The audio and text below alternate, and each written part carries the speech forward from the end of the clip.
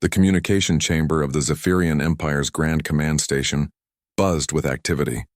Officers moved between holographic displays showing star maps of conquered worlds. The Empire had grown fat and lazy from centuries of easy victories. 17 star systems had fallen in the past 10 years alone, each one surrendering after seeing the massive Imperial fleets arrive.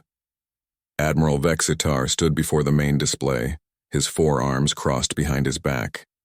His purple skin gleamed under the artificial lights as he reviewed reports from the outer territories. The Zephyrians had ruled the galaxy for over 2,000 years. No species had ever successfully resisted them for long. A junior officer approached with nervous steps. His name was Subcommander Krell, and he carried a datapad that trembled in his hands.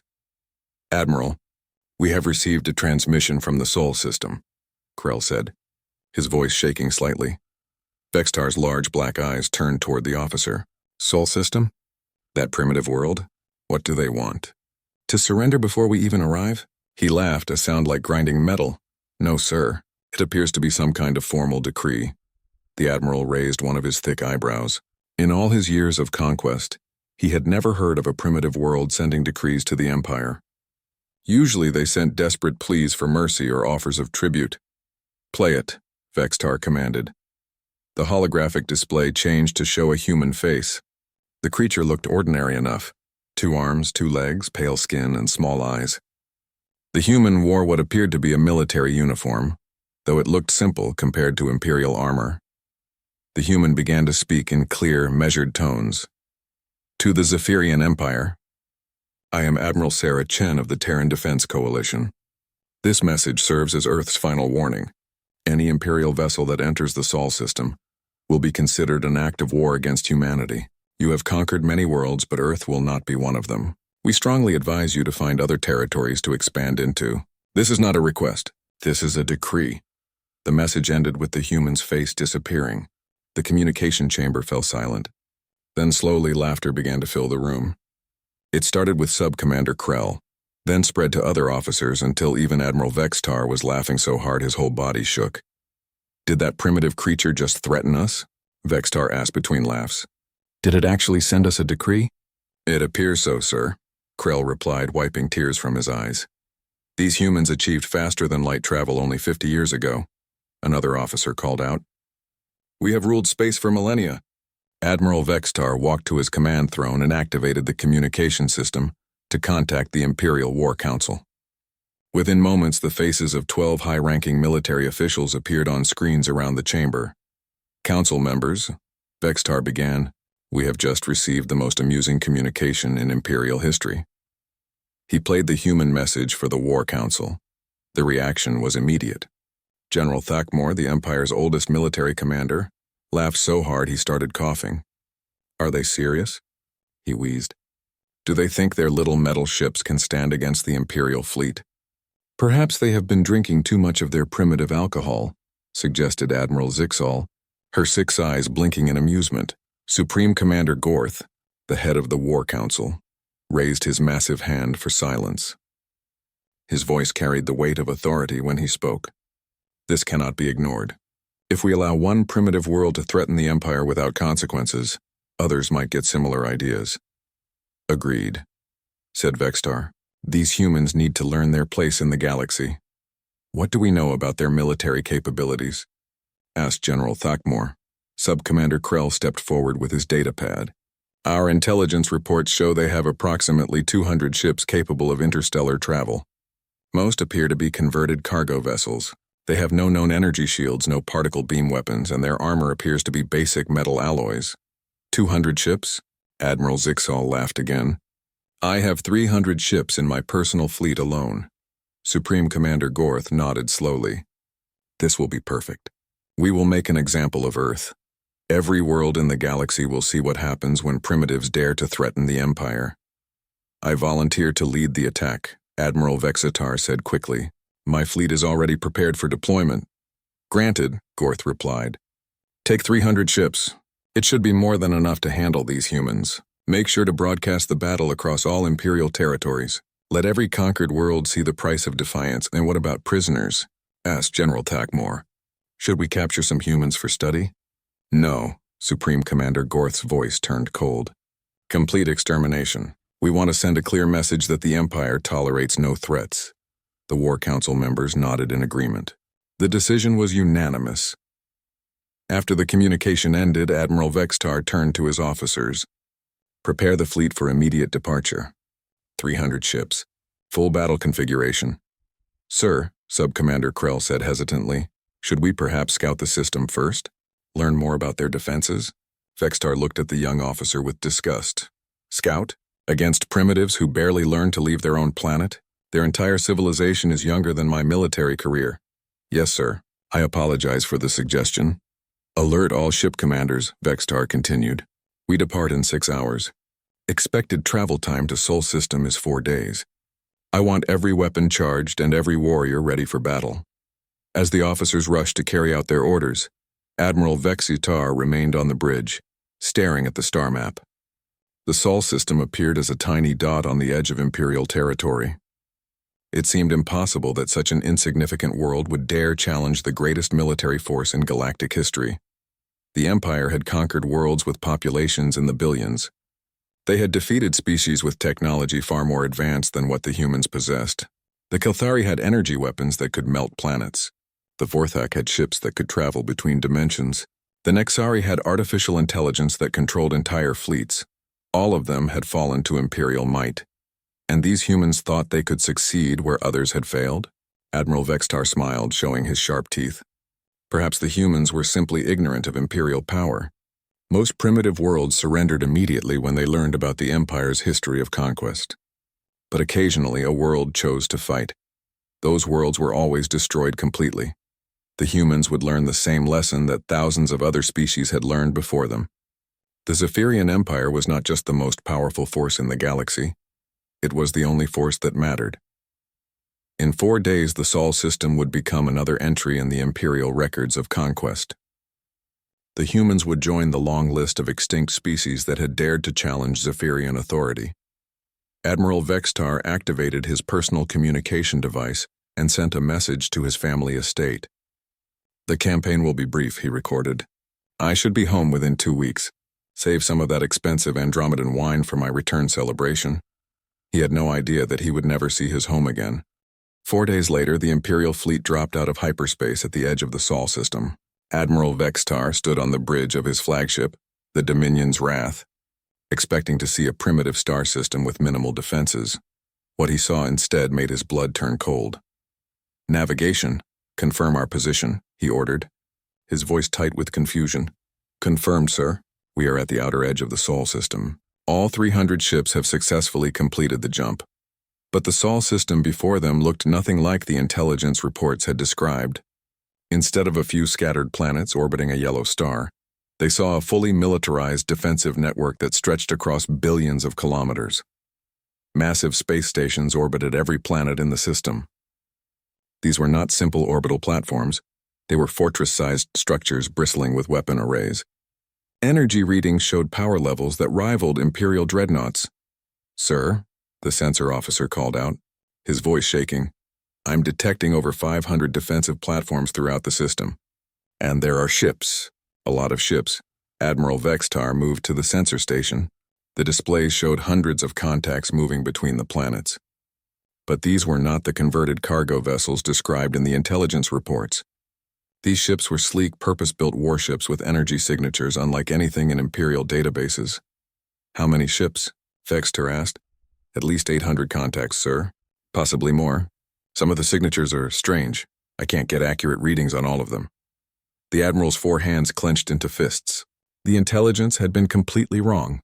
Either the humans had been hiding their true military strength, or they had built this entire defensive network in the past few months. Sir, the communications officer interrupted, we're receiving a transmission from the 3rd planet. That should be Erth. Put it through. The main display showed the same human from the original message, Admiral Sarah Chen. But this time, she was not alone. Behind her stood other humans in military uniforms, and through the viewports behind them, space could be seen filled with human warships. Admiral Vextar of the Zephyrian Empire, Chen said calmly, you received our message 4 days ago. You chose to ignore it. Vextar stepped forward, trying to project confidence despite his growing unease. Human, you will surrender immediately. The Zephyrian Empire does not negotiate with primitives. Chen's expression did not change. You misunderstand the situation. This is not a negotiation.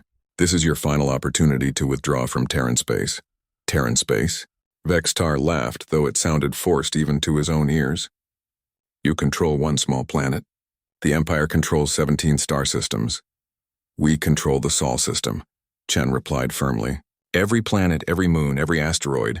And as of today, we consider our territorial boundaries to extend 50 light-years in all directions from our star. The Admiral's purple skin darkened with anger. Impossible. You cannot claim territory you do not occupy. We can claim any territory we can defend, Chen said.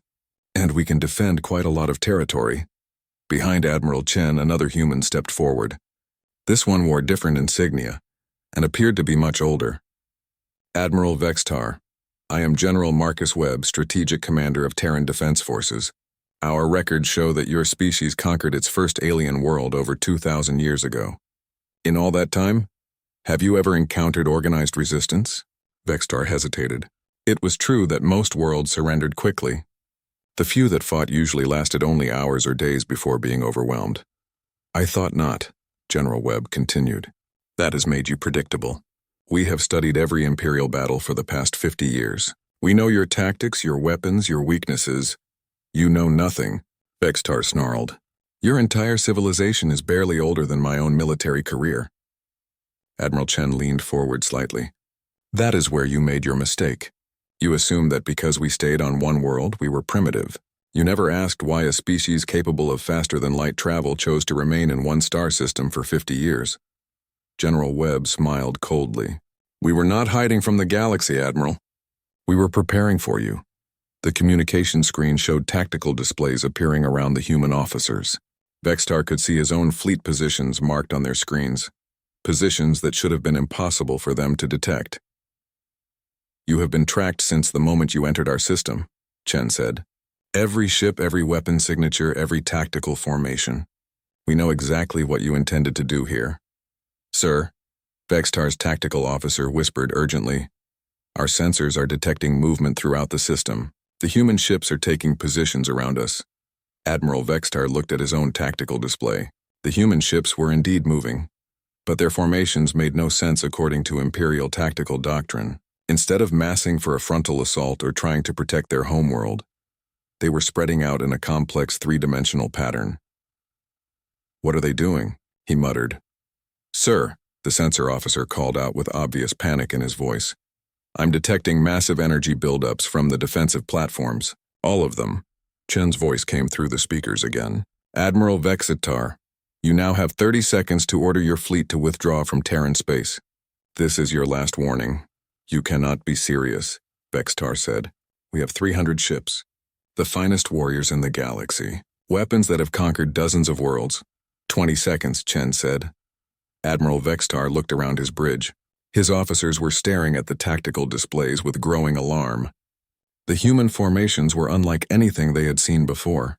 Every Imperial tactical manual emphasized the importance of understanding enemy battle patterns. But these patterns made no sense. Sir, what are your orders? His tactical officer asked. Vextar thought about the War Council. About Supreme Commander Gorth's orders to make an example of Erth. About the broadcasts that were supposed to show the galaxy what happened to species that defied the Empire. 10 seconds, Chen announced. Admiral Vextar made his decision. All ships attack formation. Target their homeworld. Show these primitives the power of the Empire. 5 seconds, fire all weapons, Vextar commanded. The screen showing Admiral Chen flickered and changed. Now it showed her standing in what appeared to be a command center, filled with humans working at control stations. Her expression had not changed, but there was something different in her eyes. Time's up, she said simply. The tactical display on Vextar's bridge suddenly filled with new contacts. Hundreds of new contacts. Ships were appearing throughout the system, not moving into position but literally appearing as if they had been invisible. Where did they come from? Vextar shouted. Unknown, sir. They weren't there a moment ago. Admiral Chen's voice filled the bridge one last time. You came here to destroy us, Admiral. Instead, you are about to learn why humanity spent 50 years preparing for this moment. Welcome to Earth. The first human weapons fired, and Admiral Vextar realized that everything he thought he knew about warfare was wrong. The first salvo from the human weapons hit the Imperial fleet like nothing Admiral Vextar had ever experienced. The energy beams were not the simple laser weapons described in the intelligence reports. These were focused streams of pure plasma that cut through Imperial shields as if they did not exist. Damage report, Vextar shouted as his flagship shuddered under impact. Forward shields down to 60%, sir. How is that possible? Their weapons should not be able to penetrate our defenses. But that was only the beginning. As Vextar watched his tactical display, human ships began doing something that violated every known law of space combat. They were disappearing and reappearing in different locations. Sir, the enemy vessels are using some kind of teleportation technology, his sensor officer reported, voice filled with disbelief. Impossible. Teleportation technology is theoretical even for us. A human ship materialized directly behind one of the Imperial cruisers and fired at point-blank range. The cruiser's shields collapsed instantly, and the hull began to melt under the concentrated plasma fire. Within seconds, the ship exploded in a brilliant flash of light. They're not teleporting, the tactical officer said, studying the sensor readings more carefully. They're phasing in and out of normal space. Some kind of quantum displacement technology. Admiral Vextar had never heard of such a thing. The Empire's scientists had theoretical papers about manipulating quantum fields, but no one had ever made it practical. Yet these humans were using it as a standard combat technique. More human ships began phasing in around the Imperial fleet. Each time one appeared, it would fire with devastating accuracy and then vanish before the Imperial ships could return fire effectively. All ships, Titan formation, Vextar commanded. Concentrate defensive fire. But the human tactics made formation fighting impossible. They would appear in the middle of Imperial formations, fire at multiple targets, and disappear before taking significant damage. It was like fighting ghosts. Sir, we're receiving reports from across the fleet, the communications officer said, his voice shaking. 17 ships destroyed in the first 3 minutes. The humans are targeting our weapon systems with surgical precision. Admiral Vextar looked at his tactical display in growing horror. The human ships were not just attacking randomly. They were systematically disabling Imperial vessels by targeting specific systems. Power generators, weapon arrays, shield projectors. Each shot was placed exactly where it would cause maximum damage. How can they target our systems so precisely? He asked. Unknown, sir. Their targeting systems appear to be far more advanced than our intelligence suggested. Then something even more terrifying happened. Objects began appearing on the sensor screens. Objects moving at significant fractions of light speed, coming from the asteroid belt between the 4th and 5th planets. Sir, detecting multiple incoming projectiles. Velocity approximately 15% of light speed. Vextar's eyes widened. Kinetic weapons traveling at relativistic speeds were purely theoretical. The energy requirements to accelerate physical objects to such velocities should have been enormous. Evasive maneuvers, he ordered, but it was too late. The projectiles were not aimed at random targets. Each one had been calculated to intercept specific Imperial ships based on their current course and speed. The first projectile struck an Imperial destroyer amidships. The impact released energy equivalent to several nuclear weapons, and the destroyer simply ceased to exist. More projectiles followed. The humans had turned the entire asteroid belt into a weapon system, using magnetic accelerators to launch chunks of metal at speeds that made them unstoppable.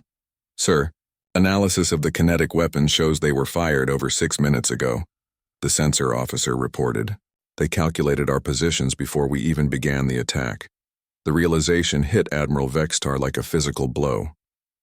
The humans had not just prepared defenses, they had prepared for this exact battle. They had known exactly where his ships would be and what tactics he would use. How is this possible? He whispered. His answer came from an unexpected source. One of the Imperial cruisers reported that it had managed to damage a human ship enough to disable its phasing technology. As Imperial forces moved to capture it, the human ship's communication system activated. The voice that came through belonged to a young human male. Imperial forces, this is Lieutenant Commander James Park of the Terran vessel Defiance. I want you to understand something before you destroy us. You will surrender immediately, the Imperial cruiser captain responded. No. Park replied calmly. But I will tell you why you're losing so badly. You think we're primitive because we only achieved faster-than-light travel 50 years ago, but you never asked what we were doing for the thousands of years before that. Admiral Vextar listened to the transmission with growing unease. We were fighting each other, Park continued. Constant warfare for our entire recorded history. We perfected the art of killing more efficiently than any species in the galaxy. While you were ruling over peaceful, conquered worlds, we were learning every possible way to destroy an enemy. The Imperial cruiser fired, and the human ship exploded. But Park's words continued to echo in Vexitar's mind. The battle continued to turn against the Imperial fleet. The human ships moved with perfect coordination, as if controlled by a single mind. Every maneuver was precise, every attack calculated for maximum effect. Sir, the tactical officer said quietly, we've lost 93 ships. We need to consider withdrawal. Admiral Vextar stared at the tactical display. In 30 minutes of combat, he had lost nearly a third of his fleet. This was impossible. The Empire had never suffered such losses against any enemy. Sir, incoming transmission from the human fleet commander. Admiral Chen appeared on the screen again. Behind her, the tactical displays showed the positions of every Imperial ship. Somehow the humans were tracking all of them simultaneously. Admiral Vextar, Chen said, her voice still calm despite the ongoing battle. You came here expecting to find a primitive world defended by converted cargo ships. Instead, you found a species that has spent 50 years preparing specifically for you. This is impossible, Vextar said. Your technology should not be superior to ours. Our technology is not superior, Chen replied. Our understanding of warfare is, while your empire grew comfortable fighting inferior opponents, we studied every aspect of your military capabilities. We designed our ships specifically to counter your weapons. We developed tactics specifically to defeat your strategies. On the tactical display, more Imperial ships disappeared as human forces continued their systematic destruction. You have two choices, Chen continued. Withdraw immediately with your surviving ships or continue fighting until your entire fleet is destroyed. Admiral Vextar looked around his bridge.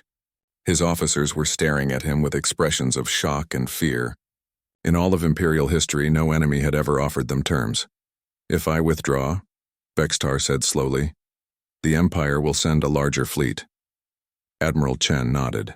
We are counting on it. The next fleet will find us even better prepared. The transmission ended, leaving Admiral Vextar alone with an impossible decision. He could continue fighting and lose his entire fleet, or he could retreat and face the consequences from the War Council. As another Imperial ship exploded on his tactical display, Admiral Vextar made his choice. All ships, he said quietly, prepare for emergency hyperspace jump. We are withdrawing from the Sol system. As the surviving Imperial ships fled, Admiral Vextar realized that the galaxy had changed forever. The humans were not just another primitive species to be conquered. They were something the Empire had never encountered before. A species that was better at war than the Zephyrians themselves. The Imperial War Council chamber had never been so quiet. Emperor Krathal sat on his massive throne, his golden scales reflecting the dim lights as he stared at the tactical reports spread before him. Around the circular chamber, the 12 members of the War Council sat in stunned silence. Admiral Vextar stood in the center of the room, his uniform torn and dirty from the battle. Of his 300 ships, only 47 had made it back to Imperial space. His flagship bore scorch marks from human weapons, and his crew looked like survivors of a disaster rather than conquering warriors. Explain this to me again, Emperor Krathal said, his voice dangerously quiet. You encountered 300 human ships, not the 200 reported in our intelligence. No, Your Imperial Majesty, Vextar replied, his voice hoarse. We encountered over 800 ships. Our intelligence was completely wrong. Supreme Commander Gorth leaned forward in his seat. 800 ships in 50 years? Impossible. No species can build a fleet that large so quickly. With respect, sir, they did more than build ships. They built an entire defensive network that spans their whole star system. Weapon platforms, orbital fortresses, kinetic bombardment systems using their asteroid belt. General Thakmor, the Empire's oldest military commander, spoke up. Admiral, you are describing technology that we do not possess. How can a primitive species develop such advanced weapons? Admiral Vextar hesitated. The truth was almost impossible to believe. even for someone who had experienced it firsthand. Sir, I believe they reverse-engineered our technology. But they did not just copy it, they improved it. Emperor Krathal's eyes narrowed. Reverse-engineered? How? They must have captured Imperial technology from somewhere. Their weapons were designed specifically to counter our shields and armor. Their ships used quantum displacement technology that made them nearly impossible to target. And their tactical coordination was perfect, as if every ship was controlled by a single mind. Admiral Zixal, her 6 eyes blinking rapidly, said, "This makes no sense. If they had such advanced technology, why did they remain on one world for 50 years? Vextar thought about Lieutenant Commander Park's final transmission. I believe they were preparing, Your Majesty. One of their officers said they spent those 50 years studying our military capabilities and developing countermeasures. Studying us how? Emperor Krathal demanded. Unknown, sir, but they knew our tactics before we used them. They predicted our ship movements with perfect accuracy. Supreme Commander Gorth stood up abruptly. This is ridiculous. You lost a battle to primitives and now you are making excuses. Sir, I am not making excuses, Vextar said firmly. I am trying to explain that these humans are not primitives. They are the most dangerous military force we have ever encountered. The chamber fell silent again. For 2,000 years, the Zephyrian Empire had been the undisputed master of the galaxy. No species had ever successfully resisted them. The idea that a single world could not only defeat an Imperial fleet, but do it so decisively was almost incomprehensible. Emperor Krathal activated his communication system. Within moments, intelligence reports began flowing across the chamber's displays. Information about human activities, observations from Imperial spy networks, and data from the few trading contacts the Empire had with independent worlds. What they saw made the situation even more disturbing. Sir, Intelligence Commander Rathel said as he reviewed the data, there have been unconfirmed reports of human ships in multiple systems over the past 6 months. Always at the edge of sensor range, never engaging, just observing. How many systems? The Emperor asked. 17, Your Majesty, including 7 core Imperial worlds. General Thakmore's face went pale. They have been spying on us. It appears so, sir. Our intelligence networks report that human ships have been observed near shipyards, military bases, and fleet formations. Always just long enough to gather data, then disappearing. Admiral Zixal turned to Vextar. Did you see evidence of intelligence gathering during the battle? Yes, sir. They knew the exact specifications of our weapons and shields. They had detailed information about our tactical doctrines, and they predicted our movements with impossible accuracy. Emperor Krathal slammed his fist on the arm of his throne. How long has this been going on? Intelligence Commander Rathel consulted his reports. Based on the data, at least 2 years, possibly longer. The humans appear to have been conducting systematic surveillance of Imperial activities throughout our territory. Supreme Commander Gorth began pacing around the chamber. This changes everything. If they have been gathering intelligence for years, they know our military capabilities better than we know theirs. What do we know about their current capabilities? Emperor Krathal asked. Vextar stepped forward. Based on what I observed, sir, they have at least 800 combat-capable ships. Their technology is equal to or superior to ours in several key areas. Their tactics are unlike anything we have faced before, and they showed no fear of the Empire. No fear? Admiral Zixal asked. None whatsoever, sir. Their commanders spoke to us as equals. They offered us terms as if they had the right to negotiate with the Empire. Emperor Krathal's golden scales darkened with anger. Terms? They offered terms to the Empire? Yes, Your Majesty. Admiral Chen told us to withdraw or be destroyed. She spoke as if the outcome was already decided. The Emperor stood up from his throne, his massive form towering over the council chamber. This cannot be tolerated. No primitive world will dictate terms to the Zephyrian Empire. Your Majesty, Vextar said carefully, I must respectfully suggest that these humans are not primitive. Based on what I observed, they may be as militarily capable as we are. Impossible, Emperor Krathal roared. The Empire has ruled the galaxy for 2 millennia. We have conquered dozens of species with technology far more advanced than what these humans possessed 50 years ago. Supreme Commander Gorth stopped pacing and faced the Emperor. Your Majesty, perhaps we should consider a diplomatic approach. If these humans are as dangerous as Admiral Vextar suggests, no. The Emperor cut him off. I will not negotiate with upstart primitives. The Empire's reputation depends on our response to this insult. What do you propose, Your Majesty? General Thakmor asked. Emperor Krathal activated the chamber's main tactical display. It showed a map of the galaxy with Imperial territory marked in gold. The Sol system appeared as a tiny red dot near the edge of Imperial space. We will assemble the largest fleet in Imperial history, the Emperor declared. 2,000 ships. Every available vessel from across the Empire. We will bring dreadnoughts from the home fleet, battle cruisers from the frontier forces, and the entire Void Guard elite corps. The council members looked at each other with concern. Such a fleet had never been assembled before, even during the conquest of entire star systems. Your Majesty, Admiral Zixal said hesitantly, that would leave many of our territories undefended.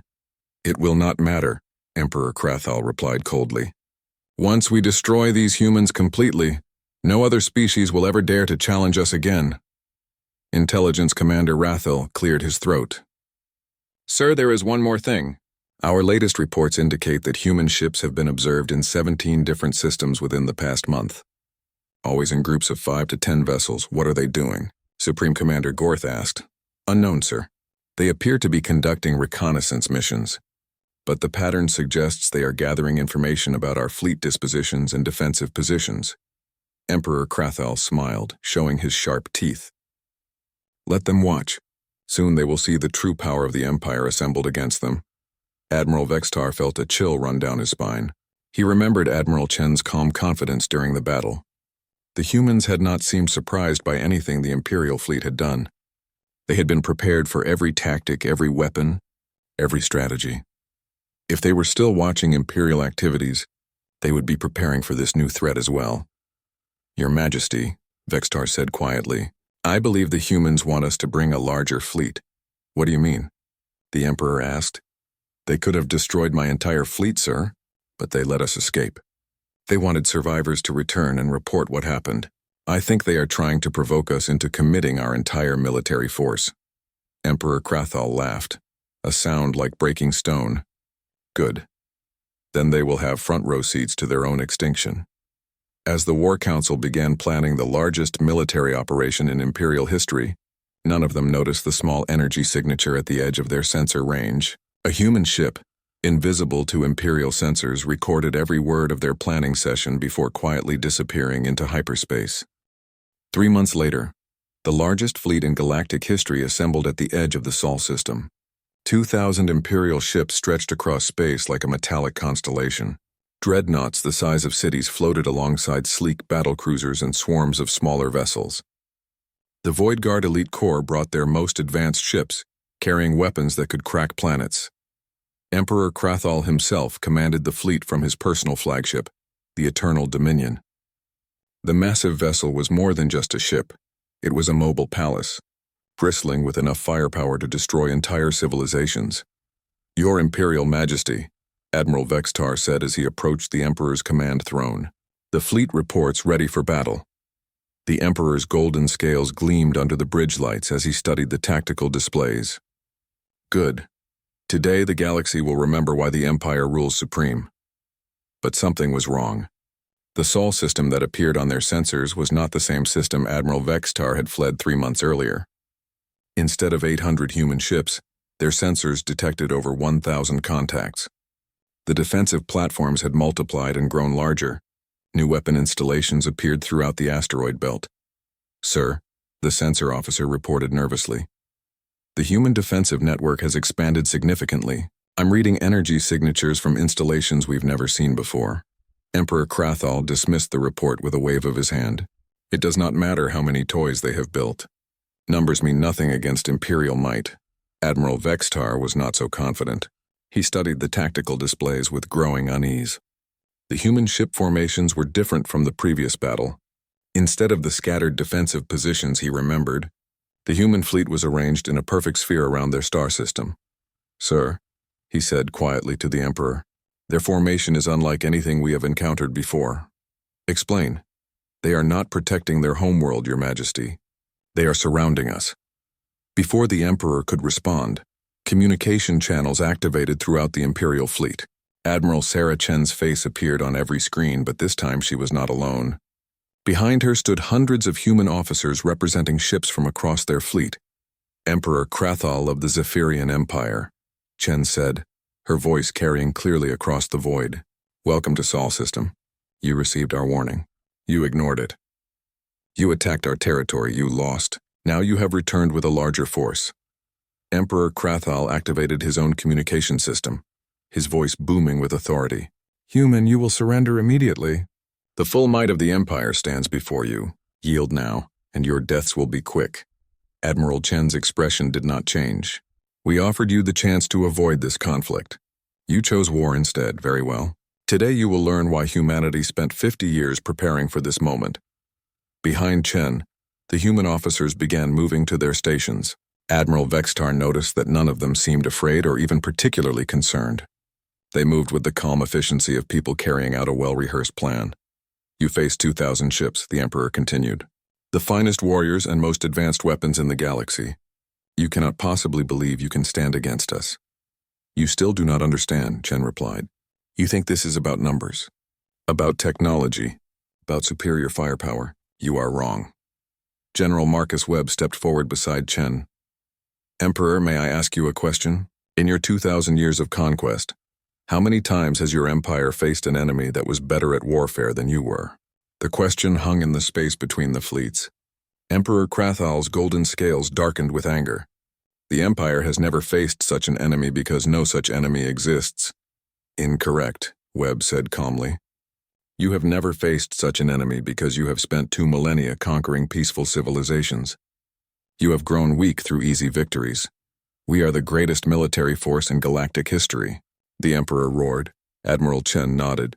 Yes, you are. But we are something you have never encountered before. We are a species that perfected warfare through necessity, not choice. On the tactical displays, Admiral Vextar watched as the human ships began to move. But their movement patterns were impossible. Ships were not just changing position, they were shifting between dimensions, appearing and disappearing at will. Sir, the sensor officer called out in panic. The human fleet is... I cannot track them all. They are using some kind of multi-dimensional movement technology. Emperor Krathal looked at the displays with growing alarm. The neat formations of his fleet were being surrounded by human ships that seemed to exist in several dimensions simultaneously. Impossible. No species has mastered dimensional warfare. Admiral Chen's voice came through the speakers again. We told you, Emperor. We have been preparing for you specifically. Every piece of technology you possess, we studied. Every tactic you might use, we planned counters for. Every weakness in your military doctrine, we identified. You know nothing about Imperial military doctrine. The Emperor shouted. We know everything, General Webb replied. For instance, we know that your ships rely heavily on energy shields for defense. We know that your weapons are designed for fighting opponents with similar technology. We know that your tactical formations assume enemy ships will behave according to conventional space warfare principles. As he spoke, the human ships began their attack. But this was unlike the previous battle Admiral Vexitar had experienced. The humans were not using conventional weapons. Instead, space itself seemed to bend around the Imperial fleet. Sir, the sensor officer reported, his voice shaking. They are using gravitational weapons. They are manipulating space-time itself. Imperial ships began to be pulled toward artificially created gravity wells. Other vessels found themselves stretched by tidal forces that should not have existed. The elegant formations of the Imperial fleet began to collapse as ships were dragged out of position by forces they could not resist. Return fire, Emperor Krathal commanded. All ships, maximum firepower. The Imperial fleet unleashed a barrage that could have destroyed worlds. Energy beams, particle weapons, and kinetic projectiles filled space with deadly light. But the human ships were no longer where the weapons were aimed. They had shifted into parallel dimensions, allowing the Imperial weapons to pass harmlessly through empty space. They are not in our dimensional phase, the tactical officer reported. Our weapons cannot touch them, but the human weapons could touch the Imperial ships. Beams of twisted space-time struck Imperial vessels, causing them to implode as their internal structure was altered at the quantum level. Other ships simply ceased to exist as they were shifted into dimensions, where matter could not maintain coherence. Admiral Vextar watched in horror as the pride of the Imperial fleet was systematically destroyed by weapons that should not have been possible. Dreadnoughts that had conquered star systems were torn apart by gravitational shears.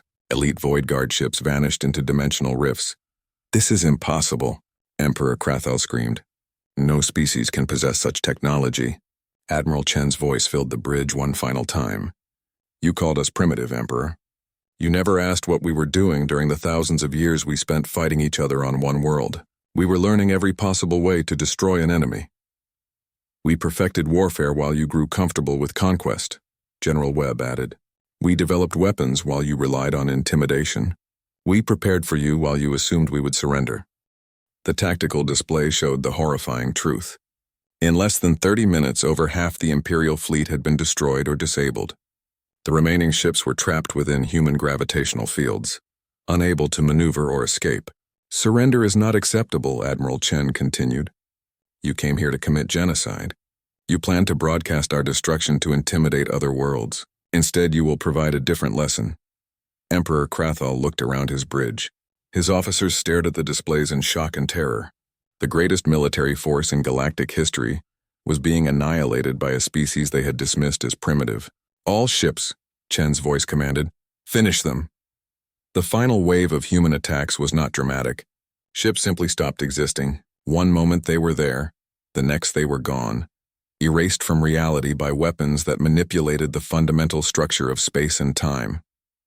Admiral Vextar felt the Eternal Dominion shudder as gravitational forces began to tear the massive ship apart. Around him, control panels exploded, and hull sections buckled under impossible stresses. "Your Imperial Majesty," he said quietly, "we need to abandon ship." But Emperor Krathal was staring at the tactical display, watching the final destruction of his fleet. "How?" he whispered. "How is this possible?" Admiral Chen appeared on the communication screen one last time. Behind her, the displays showed the complete annihilation of the Imperial fleet. Only a few escape pods drifted in space, the sole survivors of 2,000 ships. "Listen carefully, Emperor," Chen said, her voice carrying across the ruins of the Imperial fleet. "This message is being broadcast to every world in your former empire. The Zephyrian Empire is finished. Earth's territorial boundaries are now wherever we choose to place them." She paused, looking directly into the camera. "To every species that suffered under Imperial rule, you are free. To every world that paid tribute to the Empire, those days are over.